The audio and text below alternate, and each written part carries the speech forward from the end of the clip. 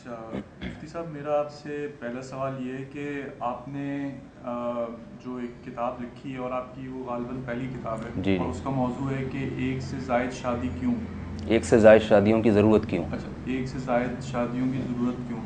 آخر آپ نے اس موضوع کا کیوں انتخاب کیا؟ اصل میں خود ایک تو مسجد کا امام بھی ہوں اور بیانات سے میں وابستہ ہوں کافی 10-15 سال سے تقریباً. تو میرے پاس سوالات کی پرچیاں بہت زیادہ آتی تھیں، بہت زیادہ دعاؤں کی درخواستیں کہ بیٹیاں ہیں گھر میں، جوان بیٹیاں ہیں، رشتے نہیں مل رہے، آپ ان کے لیے دعا کیجئے، کوئی رشتوں کا انتخاب ہو جائے. تو ایک دفعہ میں نے سوچا کہ حدیث میں، پوری صحابہ کی تاریخ میں، رسول اللہ صلی اللہ علیہ وسلم کی زندگی میں ہم نہیں دیکھتے کہ ایک دفعہ بھی اللہ کے نبی کے سامنے کسی نے یہ دعا کی درخواست کی ہو کہ بیٹیاں جوان ہو گئی ہیں، ان کے لیے کوئی رشتہ بتائیے. تو آخر کون سی ہمارے معاشرے میں ایسی خرابی ہے جس کی وجہ سے لڑکیوں کے لیے رشتے مشکل ہو گئے ہیں، اور اسلام نے اس کا کیا حل بتایا ہے؟ تو میں سوچتا تھا کہ نکاح سے متعلق ہم کوئی ایسا تو نہیں ہے، کوئی شریعت کا کوئی ایسا حکم ہے جس کو ہم توڑ رہے ہوں، ورنہ یہ ممکن نہیں ہے کہ اللہ تعالیٰ نے عورتوں کو پیدا کیا ہو اور ان کے لیے مرد نہ پیدا کیے ہوں شادی کرنے کے لیے. تو اس وقت میرا ذہن پھر اس طرف گیا اور میں نے پھر اس بارے میں بہت مطالعہ بھی کیا، بہت کچھ سوچا بھی. تو میں اس نتیجے پر پہنچا کہ یہ جو آج کل لڑکیوں کی شادیوں میں مشکلات ہیں، اس کی واحد وجہ صرف اور صرف یہ ہے کہ مرد ایک بیوی پر اکتفا کرتا ہے، جو نیچر کے بھی خلاف ہے اور شریعت کے بھی خلاف ہے. تو اس لیے پھر میں نے اس بارے میں موضوع منتخب کیا اور اس پر میں نے ریسرچ کی اور کتاب لکھی ہے. صحیح.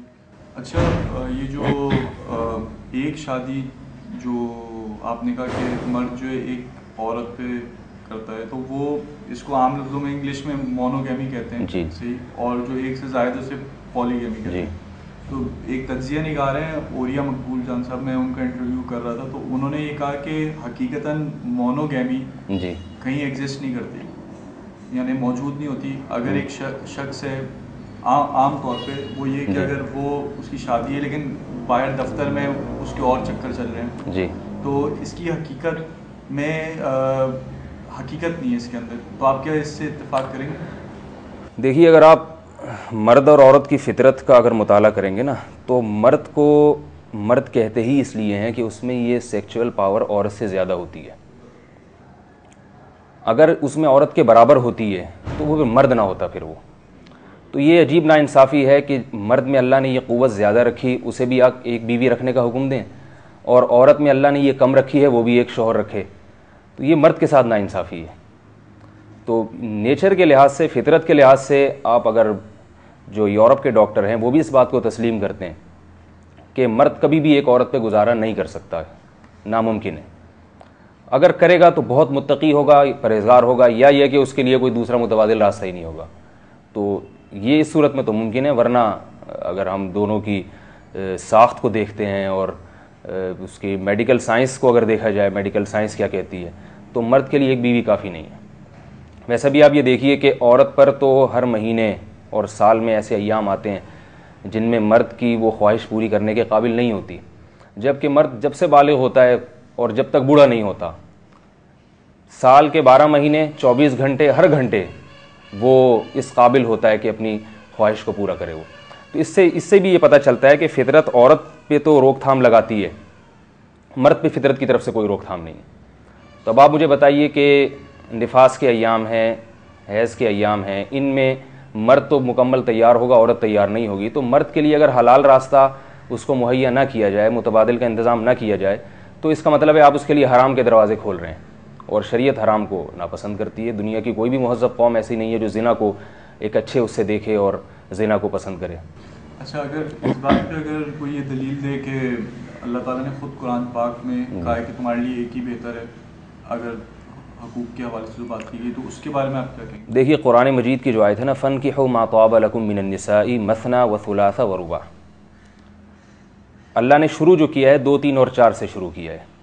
اس سے مفسرین نے یہ استدلال کیا ہے کہ شریعت میں اصل یہی ہے کہ مرد 2، 3 یا 4 بیویاں رکھے، اور ایک شادی کو مشروط کیا ان خفتم اللہ تعدلوا، اگر تمہیں خوف ہے، ڈر ہے کہ تم بیویوں میں برابری نہیں کر سکتے، ان کے حقوق ادا نہیں کر سکتے، فواحدۃ، تو پھر ایک پر اکتفا کرو. تو اس میں تو کوئی شک نہیں کہ ایک شخص اگر 2 بیویوں میں برابری نہیں کر سکتا, ان کے واجب حقوق ادا نہیں کر سکتا, تو پھر اس کے لیے ایک سے زیادہ شادی جائز نہیں ہے, اس میں تو کوئی شک نہیں ہے. لیکن سوال یہاں یہ پیدا ہوتا ہے کہ ہمارے معاشرے میں ہر آدمی جس نے ماضی میں بڑے بڑے کارنامے انجام دیے ہوتے ہیں, اور بہت حوصلے والے لوگ جن کے اعمال کو دیکھ کے کوئی یہ نہیں کہہ سکتا کہ ان میں حوصلہ نہیں ہے یا بیوی میں برابری کی طاقت نہیں ہے, وہ بھی ایک پر اکتفا کرتے ہیں. تو اس کا مطلب ہے کہ ہمارے ہاں جو معاشرے کی اکثریت نے ایک بیوی پر اکتفا کیا ہوا ہے, وہ اس لیے نہیں ہے کہ ان میں عدل کی طاقت نہیں ہے, وہ اس لیے کہ وہ اس کو برا سمجھتے ہیں دوسری شادی کو. میں اس کی ایک دلیل آپ کو یہ دوں گا کہ حضرت قتادہ رحمہ اللہ تعالی حضرت عبداللہ بن عباس کے شاگردوں میں سے ہیں اور بہت بڑے مفسرین میں ان کا شمار ہوتا ہے. وہ اس آیت کی تفسیر جو میں نے بھی آپ کے سامنے تلاوت کی, اس کی تفسیر میں وہ یہ کہتے ہیں کہ اگر تم عدل نہیں کر سکتے, پہلے تو اللہ نے حکم دیا 2 کرو 3 کرو 4 کرو, اور اگر تم عدل نہیں کر سکتے تو پھر 1 کرو. آگے فرماتے ہیں اگر ایک کے حقوق بھی ادا نہیں کر سکتے پھر ایک کی بھی اجازت نہیں ہے. تو پتہ یہ چلتا ہے کہ 2-3 شادیاں, صرف 2-3 شادیوں میں بیوی کے حقوق کی بات نہیں ہے, ایک شادی میں بھی بیوی کے حقوق کی بات ہے. لیکن جب ایک شادی کی باری آتی ہے تو وہاں تو کوئی یہ نہیں کہتا کہ آپ حقوق ادا کر سکتے ہیں یا نہیں کر سکتے, ہر شخص کرتا چلا جا رہا ہے. اور جب دوسری شادی کی بات آتی ہے تو ابھی اس نے نکاح کیا بھی نہیں ہے, اور معاشرے میں ہر شخص اس کا بائیکاٹ کرتا ہے, ہر شخص اس کا مذاق اڑاتا ہے, اور ہر آدمی یہی دلیل پیش کرتا ہے کہ آپ میں عدل کی طاقت نہیں ہے. تو سوال پیدا ہوتا ہے کہ ایک شادی کی اجازت بھی تو اس صورت میں ہے کہ آپ بیوی کے حقوق ادا کر سکتے ہوں, وہاں یہ سوال کیوں نہیں اٹھایا جاتا اور 2 میں کیوں اٹھایا جاتا ہے؟ تو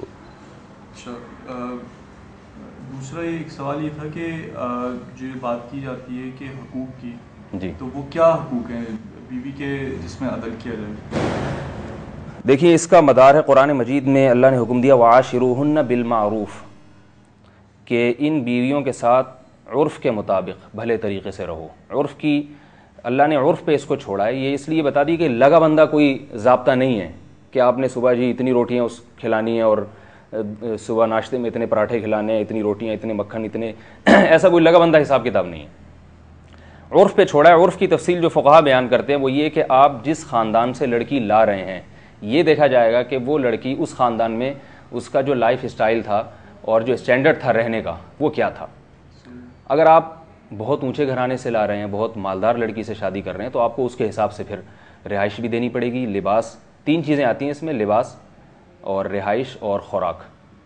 جو نان نفقے کے بنیادی 3 ارکان ہیں وہ لباس, رہائش اور خوراک ہے. تو خوراک کس معیار کی ہوگی یہ دیکھا جائے گا کہ آپ کی آمدن کتنی ہے اور لڑکی کا پہلے سے خاندان کیا ہے, وہ اپنے باپ کے گھر میں کس قسم کی خوراک کھاتی تھی, کیسا ایک پوشاک تھی اور کیسی رہائش تھی. اگر آپ کسی درمیانے درجے کے خاندان سے لڑکی لا رہے ہیں تو اسی حساب سے, اور غریب گھرانے سے لڑکی لا رہے ہیں تو آپ کو اسی حساب سے دینا پڑے گا. اچھا, تو ہمارے یہاں جو یہ جو سوچ پائی جاتی ہے دوسری شادی کے حوالے سے, آپ اس کی کیا بنیادی وجہ سمجھتے ہیں کہ کیوں اس کے لوگ مخالف ہیں یا برا؟ ہمارے ہاں اس کی مخالفت کی صرف اور صرف ایک وجہ ہے, وہ یہ ہے کہ ہم چونکہ 1000 سال ہم نے ہندوؤں کے ساتھ ہندوستان میں مشترکہ بر صغیر میں وقت گزارا ہے مسلمانوں نے, اور اس میں بہت ساری ہندوانہ رسومات ہمارے اندر لاشعوری طور پر ان رسومات نے سرایت کیا ہے. ان میں آپ جہیز کی رسم دیکھ لیں, اور آپ یہ بارات کا کھانا, پوری 2 بسیں بھر کے جاتی ہیں اور لڑکی کے ہاں کھانا کھا کے آتی ہیں. اس کا عرب میں کوئی تصور نہیں ہے. عرب شہزادے ہوتے ہیں, کروڑوں یعنی لاکھوں پتی ہوتے ہیں, مگر ان کا اپنی بیٹی کی شادی پہ ایک کھجور کا دانہ بھی کسی کو نہیں کھلاتے, ولیمہ کرتے ہیں. ولیمے کی رسم یہ سنت ہے, بارات کے کھانے کا اسلام میں کوئی تصور نہیں ہے. تو بارات بھی کھلائی جا رہی ہے, جہیز بھی دیا جا رہا ہے, یہ ساری چیزیں ہمارے یہاں ہندوؤں سے آئی ہیں. تو شادی کی بہت ساری رسومات ہم نے ہندوؤں سے لی ہیں. ان میں ایک یہ بھی ہے کہ ہندوؤں کے ہاں چونکہ دوسری شادی کو معیوب سمجھا جاتا ہے, تو غیر شعوری طور پر یہ چیز مسلمانوں میں بھی ہندوستان میں آئی ہے, اور پاکستان بننے کے بعد بھی وہ ابھی تک باقی ہے. اور پھر مزید یہ کہ انگریز نے ہم پر 100 سال حکومت کی, اس نے تعدد زوجات یعنی ایک سے زیادہ شادیوں اس کو اور اس کی حوصلہ شکنی کی ہے, تاکہ مسلمانوں کی جو نسل ہے گروتھ ریشو اس میں زیادہ اضافہ نہ ہو, مسلمانوں کا فیملی سسٹم تباہ برباد, جیسے ان کا فیملی سسٹم برباد ہو گیا وہ چاہتے ہیں کہ مسلمانوں کا بھی سسٹم برباد. آپ دیکھیں جب ہر گھر میں لڑکی بیٹھی ہوگی اور شادی نہیں ہوگی تو اس کا نتیجہ کیا نکلے گا, وہ معاش کے لیے جاب کے پر مجبور ہوں گی, جاب کریں گی تو گھر سے باہر بے پردہ ہو کے عورتیں نکلیں گی, تو دفتروں میں ماحول خراب ہوگا جیسے ہو رہا ہے. پھر لڑکی جب لڑکیوں کے لیے روزگار کے مواقع اگر زیادہ ہوتے ہیں تو اس کا مطلب ہے مردوں کی بے روزگاری میں اضافہ کرنا. آپ دیکھیں نا، ایک طرف تو حکومت چیخ رہی ہے، عوام بھی چیخ رہی ہے کہ روزگار نہیں ہے، آپ کو اچھے تعلیم یافتہ لڑکے آپ کو بے روزگار نظر آئیں گے. دوسری طرف خواتین کو روزگار کے مواقع دیے جا رہے ہیں. تو اس کا نتیجہ کیا نکلے گا کہ روزگار کے مواقعوں پر آپ خواتین کو جب بھرتے چلے جائیں گے تو مردوں کی بے روزگاری میں اور زیادہ اضافہ ہوگا اور ان میں نکاح کی طاقت اور قوت اور ختم ہوتی چلی جائے گی. تو یہ آہستہ آہستہ کر کے کچھ وقت کے بعد ایک شادی کا رواج بھی ختم ہو جاتا ہے. میں نے اپنی کتاب میں ثابت کیا کہ جس معاشرے میں 2-3 شادیوں کا رواج نہیں ہے، کچھ وقت کے بعد جا کر اس میں ایک شادی کا رواج بھی بہت تھوڑے پیمانے پر باقی رہے گا اور ختم ہو جائے گا. تو یہ وجوہات ہیں. اچھا، یہ ویسے تھوڑا سا اس سے ہٹ کے سوال کہہ سکتے ہیں کہ ابھی حال ہی میں ایک فلم بنائی گئی تھی بول کے نام سے. جی. اس کے اندر بہت سے ایسے جملے تھے جو تھوڑے شرکیہ ٹائپ کے تھے، لیکن میں اس میں وہ ایک جملہ یہ تھا کہ اگر کھلا نہیں سکتے تو پیدا کیوں کیا تھا. جی. تو اس میں ایک تجزیہ نگار ہیں حسن نثار، ان کا میں دیکھ رہا تھا تو ان کا یہ کہنا تھا کہ بھائی یہ جو علماء جو ہیں یہ جو کہتے ہیں کہ بچے زیادہ ہونے چاہیے، تو اس کی اصل روح کو وہ نہیں سمجھ رہے. تو ان کا یہ کہنا تھا کہ بچے تو زیادہ پیدا ہو رہے ہیں، کر رہے ہیں، لیکن اب ان کی تعلیم تربیت نہیں ہو رہی، کیونکہ روزگار نہیں ہے، ان کو کھلا پلا نہیں سک رہے، تو وہ جا کے جرائم کے اندر ملوث ہو رہے ہیں. جی. آپ اس چیز کو کیسے دیکھتے ہیں، ان دو باتوں کو؟ دیکھیے، اس کے دو باتیں ہیں کہ یہ پہلے فیصلہ کون کرے گا کہ بچے زیادہ ہونے سے تربیت نہیں ہوتی. میں نے اپنی کتاب میں یورپ کے جو نفسیات کے ماہرین ڈاکٹرز ہیں ان کے حوالوں سے یہ بات ثابت کی ہے کہ جس گھر میں بچے زیادہ ہوں، بہن بھائیوں کی کثرت زیادہ ہو، ان بچوں کی ذہنی تربیت زیادہ اچھی ہوتی ہے بنسبت ان بھائی بہنوں کے جن کے زیادہ بھائی بہن نہ ہو. تو یہ لاشعوری طور پر بہن بھائی آپس میں ایک دوسرے کو بہت سی وہ چیزیں سکھا دیتے ہیں جو والدین نہیں سکھا سکتے. آپ جتنے بڑے بڑے لوگ گزرے ہیں ماضی میں، آپ دیکھیں گے وہ بھائی بہن زیادہ تھے، کثرت سے تھے. میں خود اپنی مثال دیتا ہوں، ہم 8 بہن بھائی تھے. تو اگر مجھ سے بڑے 3 نہ ہوتے تو میں آج، لوگ مجھے عالم نہ کہتے، مفتی نہ کہتے، کیونکہ میرے بڑے بھائیوں نے مجھے بچپن میں پڑھایا، میری بڑی سسٹر ہے انہوں نے مجھے پڑھایا. 3 افراد کا مجھ پہ روب تھا اور ان کی محنت تھی. میرے والد صاحب تو بیچارے جاب کرتے تھے، رات کو دیر سے گھر آتے تھے. تو اگر ان کی محنت، پھر معاشی لحاظ سے انہوں نے مجھے مضبوط کیا. آپ کو معلوم ہے مدارس میں ہمارے عام طور پر کیا نام ہے، جو چندوں پر ہی حساب کتاب چل رہا ہوتا ہے. میرے والد صاحب اور میرے بھائیوں نے کہا کہ ہم اپنے بھائی کی خود کفالت کریں گے. تو اگر وہ مجھے معاش سے فارغ نہ کرتے تو میں مدارس میں بھی نہ پڑھتا اور کسی بھی دوسرے شعبے میں کمال حاصل نہ کرتا.